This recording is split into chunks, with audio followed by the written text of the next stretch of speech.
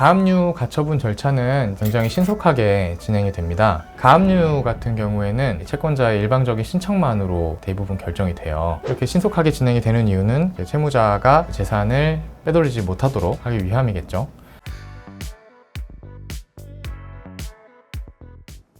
안녕하세요.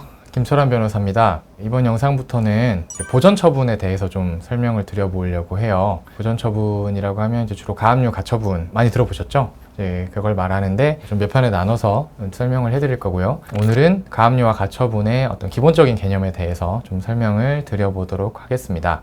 보전 처분이라는 건 말 그대로 임시적인 처분이에요. 보통 어떤 권리를 가진 사람이 자기 권리를 확보하고 권리를 실현하기 위해서는 소송을 하고 소송을 통해서 어떤 강제 집행을 하는 과정을 거치게 되는데 기간이 오래 걸리거든요. 근데 그런 기간 동안 상대방인 채무자가 재산을 처분해 버릴 위험이 있기 때문에 미리 재산을 묶어두는 거죠.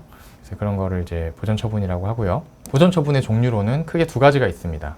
가압류랑 가처분인데요. 가압류는 금전 채권을 보전하기 위해서 하는 어떤 임시적인 조치를 말해요. 금전 채권이라는 건 쉽게 말하면 돈 받을 권리죠. 내가 돈 받을 권리가 있고 내 채무자가 돈을 지급하지 않으면 채무자의 재산을 통해서 강제 집행을 해야 되는데 그 강제 집행의 대상이 될 채무자의 재산을 임시적으로 묶어두는 게 가압류고요. 가처분은 금전 채권 이외의 권리나 어떤 법률 관계 들을 보존하기 위해서 하는 보전 처분입니다. 가령 집에 대한 소유권 이전 등기 청구권이 있는데 상대방이 소유권 이전 등기를 하지 않으면 소유권 이전 등기 소송을 하게 되겠죠. 근데 소송하는 동안 상대방이 소유권을 타인에게 이전해 버릴 수도 있으니까 그 소유권을 다른 사람에게 처분하지 못하도록 해주는 게 처분 금지 가처분입니다. 대표적으로. 가처분은 종류가 두 가지예요.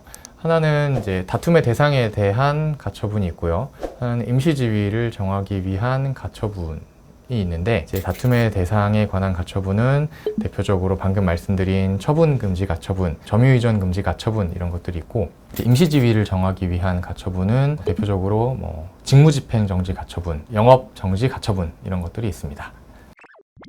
가압류를 하느냐, 가처분을 하느냐, 그리고 가압류 가처분을 한다면 어떤 것을 하느냐 이런 거는 각각의 소송과 분쟁 상황에 따라서 정해야 되는데 그 대표적인 사례 몇 가지들을 간단히 말씀드리면 가압류 같은 경우에 제일 많이 하는 게 채권 가압류예요. 그 중에서도 예금 채권 가압류를 제일 많이 하고요. 상대방의 계좌를 임시적으로 동결시키는 거죠. 채권 가압류 신청을 해서 결정을 받으면 은행에서는 그 채무자가 출금 청구를 해도 지급을 하지 못하도록 되고요.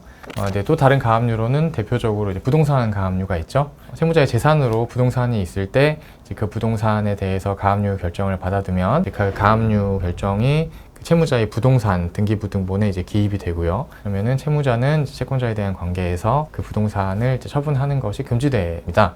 실제로 채무자가 부동산을 팔고 싶어도 그 등기부를 봤는데 가압류 등기가 걸려 있다고 하면 그걸 살려고 할 사람이 없겠죠. 이런 식으로 어떤 채무자의 재산에 대해서 제한이 걸려지는 거고요. 가처분은 대표적으로 아까 말씀드린 처분금지 가처분이 있는데 채무자의 부동산을 내가 매수하기로 하고 그 돈도 지급을 했는데 채무자가 부동산 소유권을 이전하지 않는 경우에 처분금지 가처분이라는 거를 먼저 해두고요. 그러면은 채무자는 그 부동산을 제3자에게 처분하지 못하게 되고 그 이후에 나는 그 부동산에 대해서 소유권 이전 등기 청구 소송을 제기해서 승소 판결을 받으면 그 승소 판결에 기해서 본등기를 할 수가 있게 되죠. 이런 게 대표적인 가처분의 종류입니다.